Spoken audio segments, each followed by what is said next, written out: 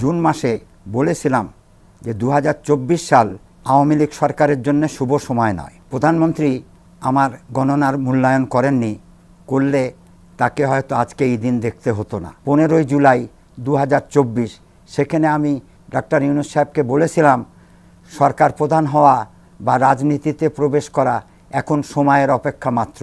Caretaker সরকার যেদিন শপথ গ্রহণ করেন সেদিন ছিল 8 তারিখ, 8ই আগস্ট। তারিখ 8, মাসও 8, কোনোটাই শুভ ছিল না। সেই জন্যে আমি তাদেরকে একটু সতর্ক করতে চাই। বাংলাদেশের 18 কোটি মানুষের মধ্যে আমি প্রথম আওয়ামী লীগ ও শেখ হাসিনার সম্পর্কে গণনা করেছিলাম।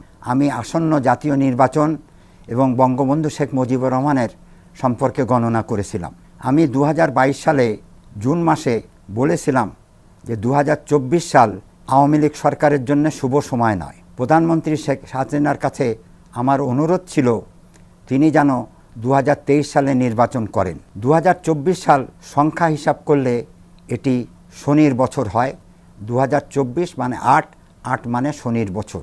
প্রধানমন্ত্রী আমার গণনার মূল্যায়ন করেননি, করলে তাকে হয়তো আজকে এই দিন দেখতে হতো না। আমি বারবার 2 বছর আওয়ামী লীগ সরকার ও প্রধানমন্ত্রীকে সতর্ক করেছি, সময় সময় চিঠি দিয়েছি। আমার টেলিফোন থেকে শেষ মেসেজ তাকে আমি দিয়েছি জুলাই মাসের 31 তারিখে, কিন্তু তারা চিন্তাই করতে পারেননি যে তাদের এই দিন দেখতে হবে, এইভাবে গণ অভ্যুত্থানের সৃষ্টি হতে পারে। আওয়ামী লীগকে আমি বারবার বলেছি আপনারা ভুল করছেন, আপনারা ভুল পথে হাঁটছেন, কিন্তু তারা তাদের জেদ, একগুঁয়েমি মনোভাব কারণে আজকে তাদের এই পতন হয়েছে। এছাড়া আমি আরও অনেক গণনা করেছি। ডাক্তার মোহাম্মদ ইউনূস সাহেব যখন 6 মাসের কারাদণ্ড প্রাপ্ত হলেন 30,000 টাকা জরিমানা সহ, আমি টেলিভিশনে ওনাকে দেখেছি। ওনার চেহারা এত বিষণ্ণ হয়ে গেল, উনি শ্রম আদালতে 6 তলা সিঁড়ি ভেঙে ওঠানামা করেছেন 84 বছরে। আমি প্রথম ওনার গণনা করি 22শে মার্চ 2024 সালে। আমি গণনার পরে ওনাকে বলেছিলাম যে আপনি এবারে রাষ্ট্রপ্রধান হবেন, আগামী সময়গুলি আপনার ভালো। ডাক্তার মোহাম্মদ ইউনূস সাহেবকে আমি শেষ গণনা করেছি 15 জুলাই 2024।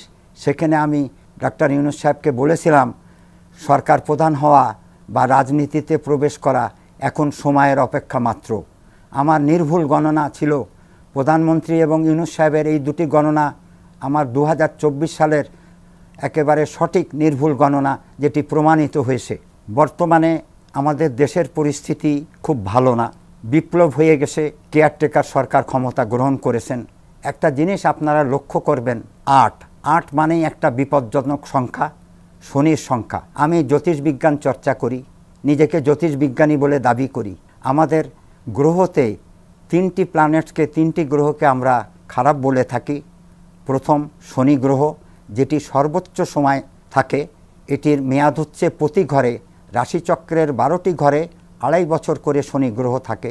পুরো 12টি ঘর প্রদক্ষিণ করতে শনিকে 29 বছর 6 মাস লাগে। আমরা মনে করি যে শনি পার হয়ে গেছে, আসলে একটি মানুষের জীবনে 12টি ঘরের একটা না একটা ঘরে শনি অবস্থান করতে থাকে। এরপরে যে গ্রহটি সেটি হচ্ছে রাহু, তারপরের গ্রহটি হচ্ছে কেতু। এই 3টি গ্রহকেই জ্যোতিষবিজ্ঞানে নেগেটিভ গ্রহ বলা হয়। দেখেন, প্রধানমন্ত্রী যখন নির্বাচন করেন 24 সালে, সেটি ছিল 8 সংখ্যার বছর। 2024কে যোগ করলে 8 হয়। উনি 7 তারিখে নির্বাচন করেছেন। 7 তারিখ ওনার জন্য শুভ, কিন্তু উনি ভুল করে গেছেন যে 7 তারিখের সঙ্গে মাসটা যোগ করতে হবে। জানুয়ারির যদি 1 মাস যোগ করি তাহলে আবার সেই আমরা 8 সংখ্যায় ফিরে যাই।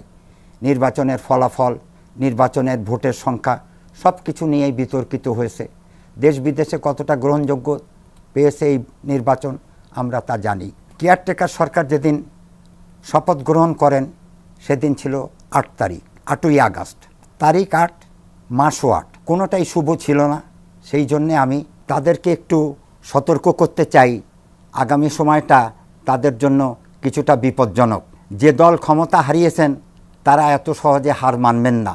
আমাদেরকে প্রস্তুত থাকতে হবে যে কোনো অনাকাঙ্ক্ষিত পরিস্থিতির জন্যে।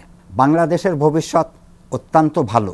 আমাদের বিজয় দিবস 16 ডিসেম্বর, অনেকে এটা নিয়ে বিতর্ক করেন।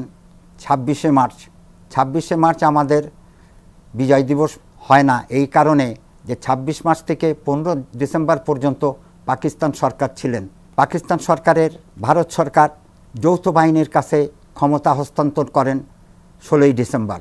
১৬ই ডিসেম্বর বিজয় দিবস আমরা যদি জ্যোতিষশাস্ত্র অনুযায়ী গণনা করি, এটি একটি শুভ সংখ্যা, শুভ সময়।